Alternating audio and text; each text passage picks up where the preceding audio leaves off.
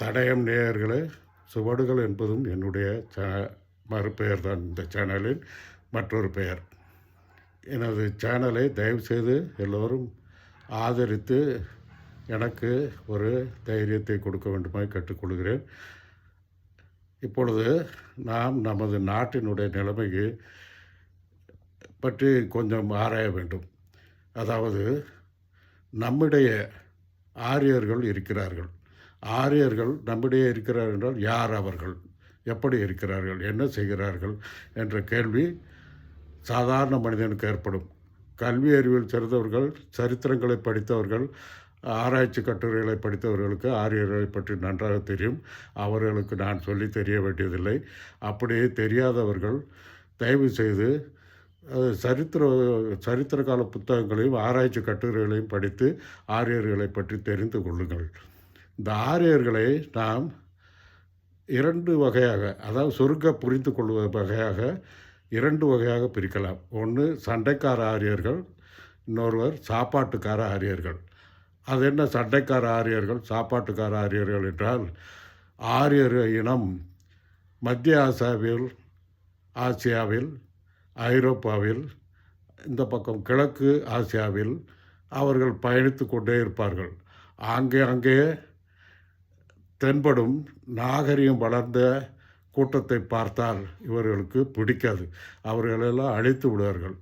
ஒவ்வொரு நூற்றாண்டிலும் ஏற்பட்ட நாகரிகங்கள் இந்த ஐரோப்பா முதல் கிழக்கு ஆசியா வரையும் உள்ள பகுதிகளில் தோன்றிய நாகரிகங்கள் எல்லாம் இவர்கள்தான் அழித்தார்கள். இதை சரித்திர ஆய்வாளர்கள் எழுதியுள்ளார்கள். அதை படித்து தெரிந்து கொள்ளுங்கள். இப்படி போரிடும் இந்த ஆரியர்கள், சண்டைக்கார ஆரியர்களுக்கு சாப்பாடு இதெல்லாம் வேண்டுமல்லவா? அதை தயாரித்து கூட்டம்தான் இந்த சாப்பாட்டுக்கார ஆரியர்கள். இந்த சாப்பாட்டுக்கார ஆரியர்கள் சண்டை போட மாட்டார்கள். அங்கே போனால் உயிர் பலியாகும் அல்லது ஊனமிடுவோம் என்று அவர்கள் பயந்து கொண்டு இந்த சாப்பாடு செய்வது மட்டும்தான் இவர்கள் செய்து கொண்டிருப்பார்கள். இவர்கள் சண்டை போட்டு ஓடும் பொழுது, அதாவது சண்டைக்கார ஆரியர்கள் பொருள், பெண் எல்லாவற்றையும் தூக்கி கொண்டு ஓடுவார்கள் அழித்து விட்டு. அந்த மாதிரி ஓடும் பொழுது அதில் கொஞ்சம் பேர் பின்தங்கி விடுவார்கள். காரணம், நோய்வாய்ப்பட்டிருக்கலாம், அல்லது ஊனமிட்டிருக்கலாம், அல்லது அவர்களுக்கு இந்த சட்டை வெறுப்படைந்து போய் அப்படியே அவர்களுக்கு தெரியாமல் அப்படியே பதுக்கிக் கொள்ளலாம். இப்படி அவர்கள் ஆப்பிரிக்காவிலும் மன்னிக்கவும், அதாவது ஐரோப்பாவிலும் மத்திய ஆசியாவிலும் கிழக்கு ஆசியாவிலும் இவர்கள் பரவினார்கள். கிழக்கு ஆசியாவில் அநேகமாக பரவ முடியவில்லை. அதற்கு காரணம், கிழக்கு ஆசியாவில் சீன அரசாங்கம், அதாவது ஒரு மன்னர் பரம்பரை 3000 ஆண்டுகள் ஆண்டு இருக்கிறது. அந்த பரம்பரையை மீறி அவர்கள் அங்கே உள்ளே நுழைய வேண்டும். அந்த பரம்பரை மன்னர்கள் சீன பெருஞ்சுவரை கட்டி இவர்கள் வராமல் தடுத்தார்கள். முடிந்தவரை போரிடுவார்கள். இந்த சுவரை கட்டியதால் அந்த போர் விடும் ஒரு நிகழ்வுகள் கூட குறைந்து அவர்கள் நிம்மதியாக வாழ முடிந்தது. அதுமாதிரி இப்பொழுது சண்டை போட்டு ஆங்காங்கே சிதறி போகும் இந்த ஆரியர்கள், சண்டை போடும் ஆரியர்கள், சாப்பாடு ஆரியர்கள் 2 பேருமே பிரித்து போவார்கள். அப்படி போகும் பொழுது அவர்கள் ஆங்காங்கே உள்ள மக்களிடம் கலந்து விட்டார்கள். அப்படி கலந்து பல இனங்களாக வந்தார்கள். அதை இவர்களுக்கு பற்றி நாம் ஆராய வேண்டாம். ஆனால் நாம் தெரிந்து கொள்ள வேண்டியது, இந்த சாப்பாட்டுக்கார ஆரியர்கள் எப்படி இந்தியாவுக்குள் நுழைந்தார்கள் என்றால், பல ஆயிரம் ஆண்டுகளுக்கு முன்னால் செங்கிஸ்கான் என்ற ஒரு சீன தேசத்து அரசன் இவர்கள் அடித்து நொறுக்கி ஓட விரட்டினான். ஐரோப்பா வரைக்கும் விரட்டி கொண்டு விட்டு வந்தான். அதற்கப்புறமும் இவர்கள் புத்தி வராதனால் திரும்பவும் நமது நாட்டு வழியாகவும் வந்தார்கள். அப்பொழுது நமது தமிழ் மன்னர்களான ஆரிய படை கடந்த நெடுஞ்செழியன் போன்றவர்கள் அங்கே போய் அவர்களை அடித்து விரட்டினார்கள். அப்பொழுது கொஞ்சம் இந்த சாப்பாட்டு ஆரியர் பெரும்பான்மையானவர்கள் ஆப்கானிஸ்தானில் தங்கிவிட்டார்கள்.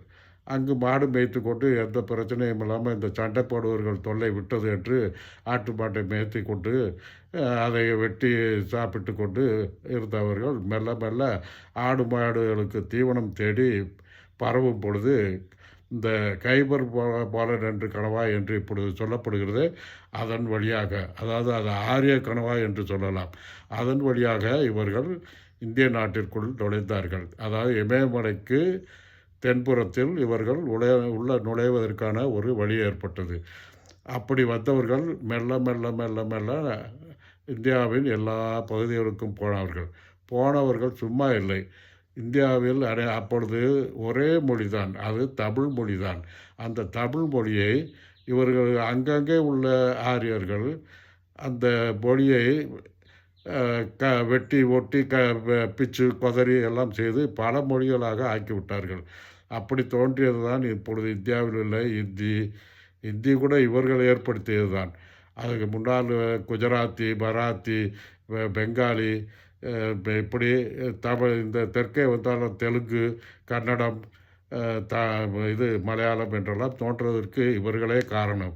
இவர்கள் அங்கங்கே உள்ளவர்களை பிரித்து பிரித்து இப்போ ஆடுவதற்கு வசதியாக இந்த மொழிகளை ஆயிரம் ஆண்டுகளாக உருவாக்கி விட்டார்கள்.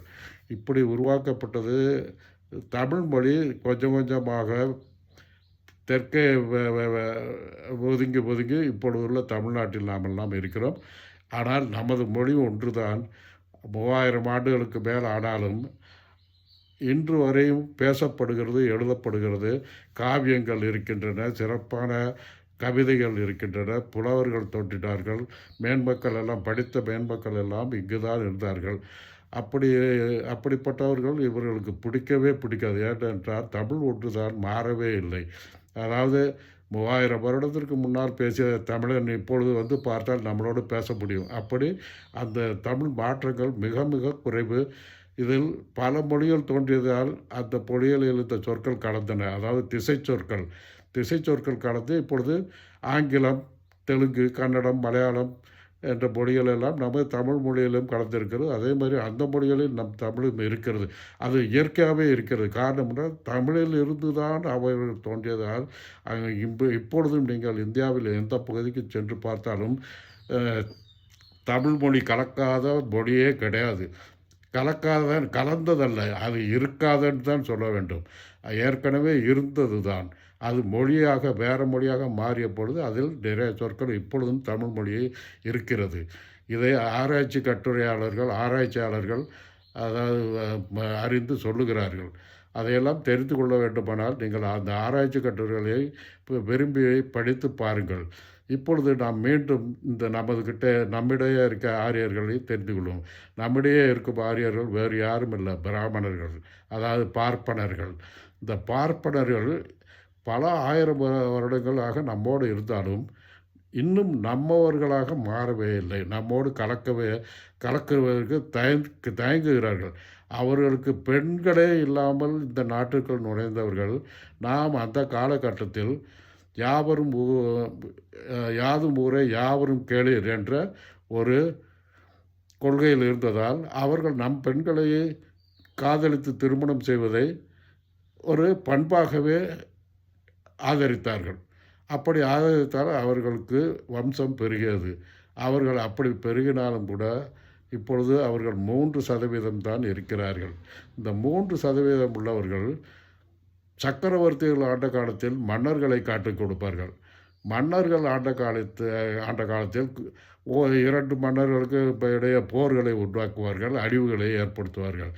அதன் பின்னால் வெள்ளைக்காரன் வந்த பொழுது வெள்ளைக்காரன் இடத்தில் இந்த குறுநில மன்னர்களை எல்லாம் காட்டி கொடுத்தார்கள். அப்படி ஒவ்வொருவராக அடக்கி கடைசியில் மக்களை அடக்குவதை தவிர இவர்களுக்கு வேறு வழி இல்லை. மக்களில் இவர்கள் சொல்கிறதையெல்லாம் கேட்க வேண்டும், இவர்கள் சொன்ன வேலையெல்லாம் செய்ய வேண்டும், காசு பணம் எதிர்பார்க்காமல் செய்ய வேண்டும். அப்படி ஒரு நிலையை உருவாக்கினார்கள். அப்பொழுது எதிர்க்கும் மக்களை அங்கே உள்ள மிராசுகள், ஜமீதார்கள் போன்றவர்களை காட்டி கொடுத்து துன்புறுத்துவார்கள். இவர்களால் தான் சமணர்கள், அதாவது புத்த மதத்திலிருந்து தோன்றிய மதங்களில் ஒன்று சமண மதம். நம்மிடையே இருந்தது சைவ மதம். இந்த சமணர்களை சைவ மத அரசர்களை கொண்டு அழித்தார்கள்.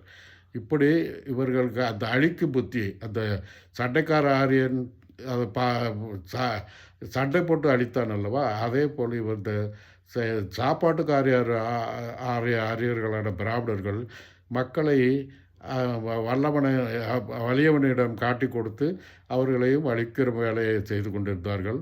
வெள்ளைக்காரன் வந்த காலத்தில் இவர்கள் பதவி, அதாவது அரசாங்க பதவிக்கு வெள்ளைக்காரனுக்கு யாராவது தேவைப்பட்ட போது இவர்கள் ஆங்கிலத்தை தத்தா பித்தா என்ற ஏதோ படித்து அவர்களிடையே போய் பேசி கீசி அந்த வெள்ளைக்கார அரசாங்கத்தில் பதவிகளை பிடித்தார்கள். அது இன்று வரை சுதந்திரத்துக்கு அப்புறம் தொடர்ந்து கொண்டு இருக்கிறது. தொடர்ந்தாலும் பரவாயில்லை. முதலில் மாநில அரசாங்கங்களை பிடித்தார்கள். அது போதாது என்று அப்படியே பாம்பே, டெல்லி என்று போய் மத்திய அரசாங்கத்தையும் கைப்பற்றி வாழ்கிறார்கள். இவர்கள் எடுக்கும் முடிவுதான் மந்திரிகள் கையெழுத்து போடுகிறார்கள். அதுதான் உண்மை. அதிலும் இப்பொழுது உள்ள இந்த பாரதிய ஜனதா கட்சி ஆட்சி என்பது அவர்கள் என்ன தயாரித்து கொண்டு கொடுக்கிறார்களோ அதுவே கையெழுத்து. அது பெரும்பாலும் மக்களுக்கு எதிரான விஷயமாகவே இருக்கிறது. அதிலும் முக்கியமாக தமிழகத்தில் அவர்களால் கோலோச்ச முடியவில்லை என்ற கோபத்தால் அவர்கள் தமிழ் மொழியை அழிக்கிறதற்காக எல்லா வேலையும் செய்கிறார்கள். தமிழினை கொடுமைப்படுத்துவதற்காக எல்லா வேலையும் செய்கிறார். அதற்கான சந்தர்ப்பங்கள் கொஞ்சம் கொஞ்சம் தான் இதுவரை இருந்தது. பாரதிய ஜனதா ஆட்சி ஏற்பட்டதுக்கு அப்புறம் முழு சந்தர்ப்பம் கிடைத்து விட்டது. என்றாலும் இங்கு திராவிட கட்சிகள் 75 வருடமாக இருந்து கொண்டு இந்த நாட்டை காத்து கொண்டு இருக்கிறார்கள். தமிழை காத்து கொண்டு இருக்கிறார்கள். கலாச்சாரத்தை காத்து கொண்டு இருக்கிறார்கள். இவ்வளவு இதை பார்த்து அவர்கள் இப்பொழுது எந்த கருவி கிடைக்கும் என்று பார்த்து செய்கிறார்கள். ஒவ்வொருவரையும் பயன்படுத்துகிறார்கள். அதாவது எம்ஜிஆரை பயன்படுத்தினார்கள், ஜெயலலிதாவை பயன்படுத்தினார்கள், இப்பொழுது எடப்பாடி பழனிசாமியை பயன்படுத்தினார்கள். இப்பொழுது புதிதாக இதெல்லாம் சரிப்பட்டு வராது என்று புதிய ஆட்சியை உருவாக்கி இருக்கிறார்கள். அவர்கள் தயாரித்த ஒரு கட்சி தான் தவேகா. இந்த தவேகா என்பது ஒரு நடிகனுடைய பிரபலியத்தை வைத்து உருவாக்கப்பட்டது. அப்படி உருவாக்கினால் எப்படி மக்கள் ஓட்டளிப்பார்கள் என்று நினைக்கிறீர்கள்? மக்கள் ஓட்டளிப்பது 4% தான். அதாவது என்றால் அதாவது எலக்ட்ரானிக் இவிஎம் இதை வைத்து 3/4 பங்கு வெற்றியை அதன் மூலமாக ஏற்படுத்தி விடுகிறார்கள். இது கடந்த 25 வருஷங்களாக, அதாவது குஜராத்தில் முதல் தேர்தலில் மோடி வெற்றி பெற்றதிலிருந்து நடந்து கொண்டிருக்கிறது. அது ஒவ்வொரு தேர்தல் ஆணையரும் அவர் பங்குக்கு தகுந்தாற்போல் கொஞ்சம் கொஞ்சமாக தேர்தல் முறைகளை எல்லாம் மாற்றி இன்று தேர்தல் நடந்தால் நாளை முடிவு தெரியும் என்ற நிலைமையை மாற்றிவிட்டார்கள். இன்று தேர்தல் நடந்தால் 1 மாதத்தில் முடிவு தெரியுமா, 2 மாதத்தில் முடிவு தெரியுமா என்பதே தெரியாத லெவலுக்கு ஆக்கிவிட்டார்கள். அப்படிப்பட்ட சூழ்நிலையை உண்டாக்கிறார்கள். இதை மக்கள் உணர்ந்து மீண்டும் ஒரு நாளில் தேர்தல் மறுநாளில் முடிவு என்ற ஒரு நிலையை கொண்டு வருவதற்கு தேர்தல் ஆணையத்தை எல்லாம் வழிக்கு கொண்டு வர வேண்டும். அவர்களுக்கு எதிர்ப்புகளை தெரிவிக்க வேண்டும். எதிர்ப்புகள் என்றால் அவர்களை அடிப்பதோ துரத்துவதோ இல்லை. அவர்களை எவன் ஒருவன் நியாயத்துக்கு புறம்பாக நடக்கிறானோ பெரிய அதிகாரி, அவனை அவமானப்படுத்த வேண்டும், அவனை கேரம் செய்ய வேண்டும், அவனை திருத்த வேண்டும். அப்படி அது செய்தமானால் அவர்கள் திருந்துவார்கள். இல்லையென்றால் இது இன்னும் மோசமாக போய்கொண்டே இருக்கும். வருங்கால நமது சந்ததியினர் எல்லாரும் என்ன போகிறார்களோ என்று நினைத்து நான் இந்த பதிவை வெளியிடுகிறேன். தயவு செய்து தேர்தல் ஆணையத்தை ஒரு நாள் தேர்தல் மறுநாள் வாக்கு முடிவு எண்ணிக்கை தேர்தல் முடிவு வர வேண்டும் என்ற நிலையை மீண்டும் கொண்டு வர வேண்டும். இது புதிதல்ல. 1952 தேர்தல் என்று ஏற்பட்ட பொழுது அப்படித்தான் நடந்தது. 72 வரைக்கும் என்று நான் நினைக்கிறேன். எனது ஞாபக சக்தி சரியாக இருந்தால் 72 வரையும் ஒரு நாளில் தேர்தல், அது பஞ்சாயத்து தேர்தலாக இருந்தாலும் சரி, எம்எல்ஏக்கான மாநில தேர்தலாக இருந்தாலும் சரி, மத்திய தேர்தலாக இருந்தாலும், இன்னும் சொல்லப்போனால் மாநில அரசுக்கும் மத்திய அரசுக்கும் ஒரே நாளில் தேர்தல் நடந்தது. அதே அடுத்த நாளில் முடிவுகள் வந்தது. ஒரு 25 ஆண்டு காலம் ஒரு நாள் தேர்தல் மறுநாள் முடிவு என்ற நிலை இருந்தது. அதை மீண்டும் கொண்டு வர வேண்டும்.